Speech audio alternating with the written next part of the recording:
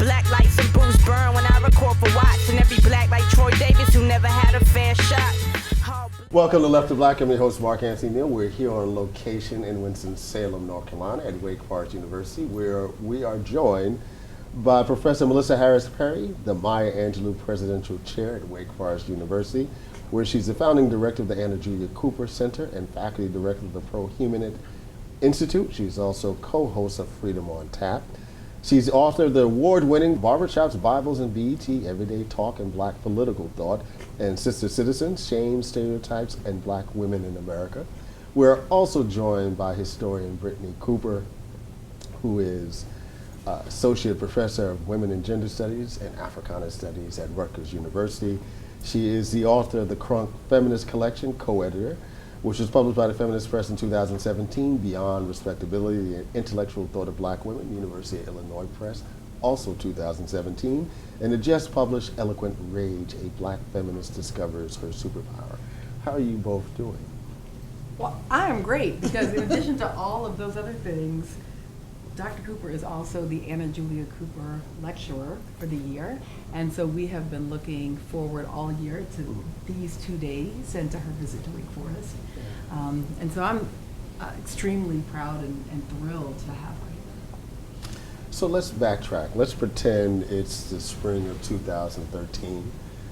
It is a Saturday or Sunday morning, and we're having a Black Student Union meeting on TV on MSNBC.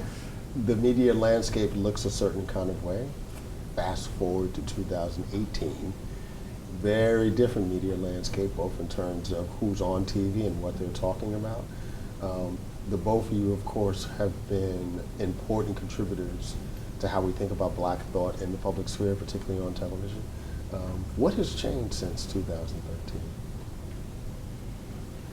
Well, I mean, I'm broke because I lost my big job, but other than that, I mean, that's like my main thought right at the moment, because visa, right? Yeah. Yeah. Okay. But what I remember, you have the show, and we knew that it would be over, that there was only a certain amount of time that it was going to be allowed to happen, and so we had like a set of goals, things we wanted to do, and one of them, and it's actually written down on the Leichner Lang goals, was blow Brittney Cooper the hell up. Oh, wow. Obviously Brittney Cooper blew herself up, but part of it was that there were a lot of voices that I know that I, at least as a Black feminist, felt sometimes didn't quite get the space in public life that they ought to, and Brittney's was definitely among those. And so, to the extent that MHP Show was any part of that, then what I hope is that we achieve one of our goals, because 3 books in 1 year is pretty extraordinary. But I mean, don't be that humble. It's like you created a new model for Black girls to do this, because before you, there were Black women who were in the public sphere who were being intellectuals. I'm thinking about somebody like Patricia Williams, but it was a very particular kind of thing.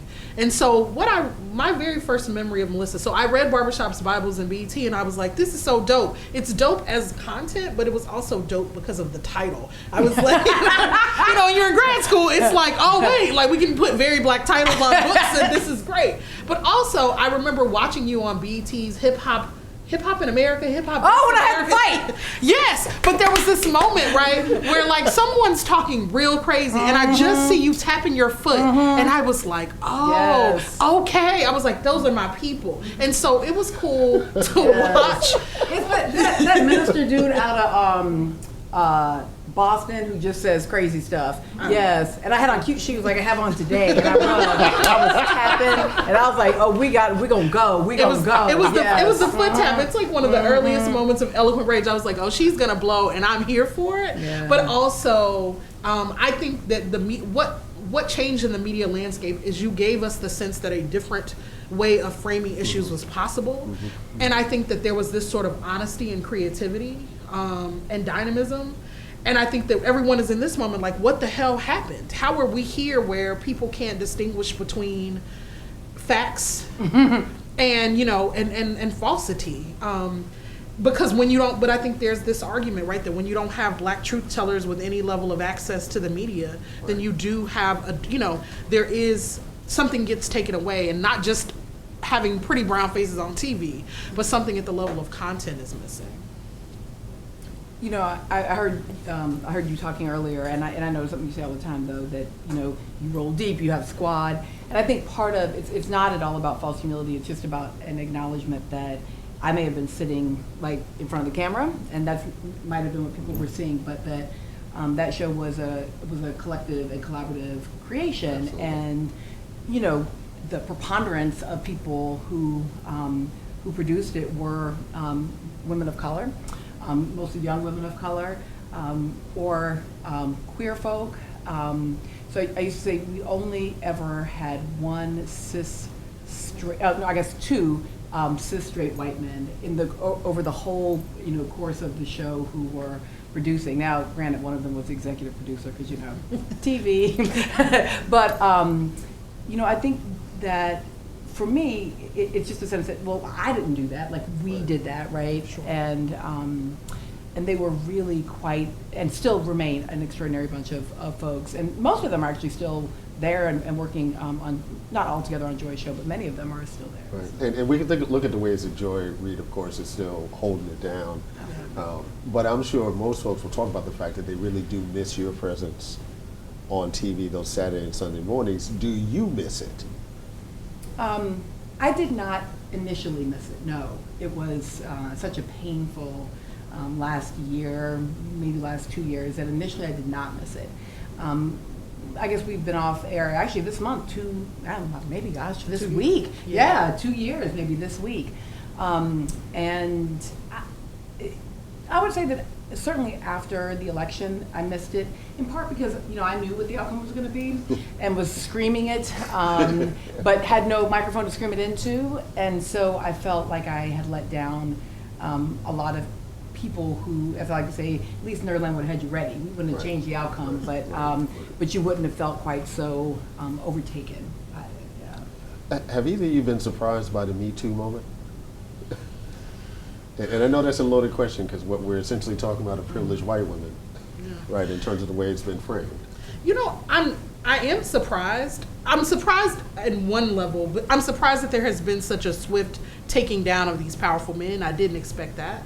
But I think if you think about it in terms of historical trajectory, I was saying 3 years ago when Black Lives Matter really sort of reached a crescendo, I was like, oh, we're going to have another round of sort of massive feminist movement building, because we always do. If you look in the 19th century, if you look in the 20th century, it's like white women see black people in the streets and they like, well, we too are oppressed, right? And then they do. But let me also say that I'm actually not bothered by the fact that this is powerful white women. To me, that is important, in part because if pretty, rich white women are being abused in this way, being silenced in this way, being controlled in this way, then what does that in fact mean for poor and working class women?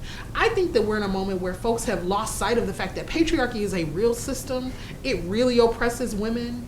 And while I'm here for much of the progressive discourse around queer and gender non-binary kids out in the world making shifts and changes, patriarchy was never just about gender identity and expression. It was always about the ways that if the life chances of women and femmes and queer folks were constrained by violence and by money, then that was no view of freedom. And these days, people don't want to talk about patriarchy. And so I think that what these white women have perhaps inadvertently done is put patriarchy back on the table as a system that we must reckon with. Do you think this is a feminist movement building moment? That's interesting to hear you frame it in that like historical context. It makes sense to me that you would. I guess I've been wondering about whether or not it constitutes something that is potentially movement building. Time's Up feels like maybe you're starting to see a structure undergirded. But I guess I have wondered a little bit about sort of an understanding about what the goals are, even as I heard you say, bringing down, right, powerful men. And so I just keep thinking, so if your rapist is not a powerful person or a famous person, right, then does it actually challenge patriarchy, right? Surprise is an interesting question, right? To be surprised by it. And even to think of it as fast, right? Because I think, like with the civil rights movement, right? It all depends on when you start counting, right? So Yeah. do we start counting with Anita Hill, Right. and then Right. and then you see like the crescendo moment right at the end, right, with all the fights and Or fails any in of R. between. Kelly's victims, do we Yeah, start there? that's right. Yeah, like where do we? I just mean in terms of publicly. Well, but although I suppose it is public. I recall I was living in Chicago when the Kelly trial happened around the video, and knew an attorney who was on the defense side, and they brought together a group of potential juror type people and showed them the video, and there were black women, adult black women, saying things like, "Oh, you could tell how much he cared for her by how he toweled her off afterward." And yeah, I mean, it's like one of those things like you hear it, and now I feel bad because I've made other people hear that, but that reminder about what patriarchy is, right? That, oh, but that's Rob, and he's rich and powerful and good looking and fine, and look how he's nice to her. Badass little girl. Right. Yeah. And that is the thing, I don't know if it's changed. Yeah, and look, here's the thing, I actually don't count this feminist movement moment from January 20th to 21st, 2017. I count it from the movement for Black Lives, because those sisters were like, we're going to get this lesson right. We're going to try to foreground gender politics. Even if we don't achieve it, it's sort of a central part of how we are thinking about what it means to lead, what kind of world we want to build. And so I think a couple of things need to happen. One is, I think that we got to organize women on all steads. So white women got to organize other white women. They got to actually see them as a population that needs a feminist consciousness. And look, black women got to keep on struggling with other black women. I still got family members that be going to the R. Kelly shows talking about, these are sold out shows. And I've got to figure out a better way to talk to my folks about why that, and I don't know that I have done such a great job of that. So I think that those things need to happen. But I also think that, I don't know. I think that we've got to stop.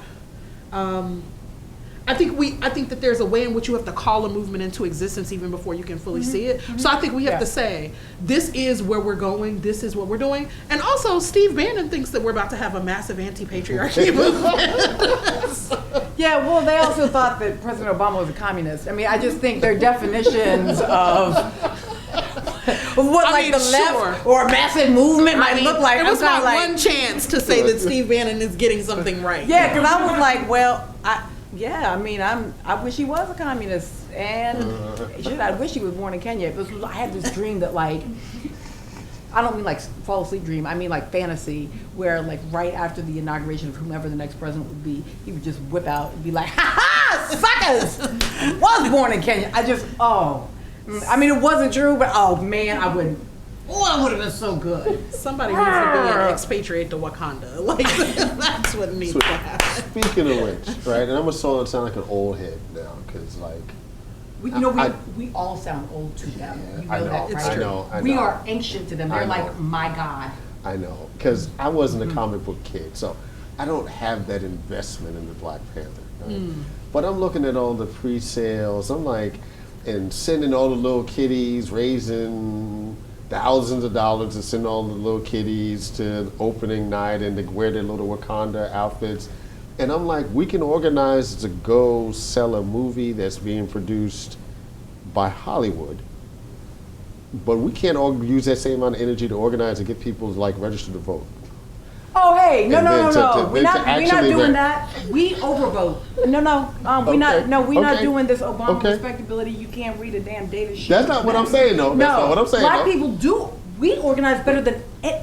No, but if America would get itself on the black people tip of organizing to be registered and turning out, it'd be a whole different country. Like, you have to ask, okay, so what is the standard is 100% turnout? Well, that's crazy. Right. Or is your standard what every other American who have more resources, more time, who are less likely to be targeted by these crazy ass laws, who actually have more at stake? Because in many ways, black folks' lives are subjugated. I mean, this whole question about black unemployment and did it go up or down under Trump? Oh, I'm sure it went down, because guess what? black unemployment basically goes up and down with white unemployment, but whether you have a black president or a white president, a Republican president or a Democratic president, since the 1970s, black unemployment's been double that of white unemployment, right? So in some ways, like, we have the least at stake, we have the fewest resources, but in the last two elections, 08 and 2012, black women voted at a rate only seen in countries where it is illegal not to vote. So I'm gonna say that again. We voted in 08 and 2012 as though it were illegal not to vote. Now, could we bother to get a Supreme Court pick for our troubles? We could not. Could we get included in the My Brother's Keeper movement after putting the man in office not once but twice? Oh no, we could not. And in fact, even if we mentioned it, we're never even invited back to the White House, Kim Crenshaw. So, we ain't got no problem organizing to vote. Actually, white folks do. And if they would get, now, did we vote like that in 2016? We did not, but you know why? Because no one gave us a damn reason to. The Democratic Party had no primary of any kind at all in a party dominated by black women voters. They ran two octogenarian white folks. And so we didn't vote at the same rates. Well, yeah. Also, in the very first election since 1965 without the protections of the Voting Rights Act. Oh, black voting was down. Do you think? 26 debates, not one moderator, not one candidate ever once says 1965 Voting Rights Act.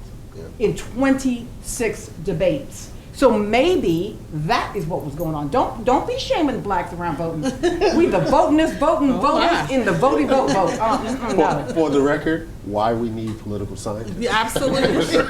No, I mean, actually, what that was not even political science. That was like, oh, I can read a crosstab both sideways and to the left. Like, right. And why the Clinton campaign was incapable of doing that, God only knows. Password 123. I mean, I'm sorry. I'm with her. It's like, it's a hard thing because it's like I go vote and then I'm with a lot of young folks around my age who are like, we're disinvested in the system. And so I've tried to steer this clear line between holding the truth that elections have consequences and also saying Trump is the result of white supremacy, and I won't blame black voters for being disaffected. And it is really hard to hold those truths, but one of the reasons I'm committed to it is because we're in a moment where people aren't doing a good job of holding truths. One of the things that was most hard for me in 2016 is I lost real friendships that mattered to me, relationships that mattered, because of the sort of social media fuckery of like people wanting to be on the right side of things, people wanting to be more woke. And in the end, it's like who won, and neither candidate would have really been very good for us in the long run anyway. And so we're out here struggling, and now less of us have each other than had each other before 2016. And so I'm trying to figure out a set of narratives that allows us to allow black people some complexity. And look, I don't think it's a choice. If you it really bothered me when folks try to put black people over a barrel and say, you must vote, and if you don't, you are responsible for the consequences. No. Because isn't that a form of coercion, right? I don't have to give you anything that works for your life, but then I'm going to demand that you vote for the we would call it an abusive relationship in any other context. And so if we say that we love black people, aren't we supposed to, we can't say that we believe in freedom and then say that we're all but going to coerce people into voting into a system that they don't feel serves them well. That's exactly right. So. You've been watching Left to Black. We've been joined by two brilliant thinkers, historian Brittney Cooper, Associate Professor of Women and Gender Studies and Africana Studies at Rutgers University, and of course Melissa Harris Perry, the Maya Angelou Professor at Wake Forest University, where she's also the founding director, of the Anna Julia Cooper Center. Thanks for joining us. Thanks for having me. Black lights and booze burn when I record for Watts, and every black like Troy Davis who never had a fair shot. All black everything black, culture over everything.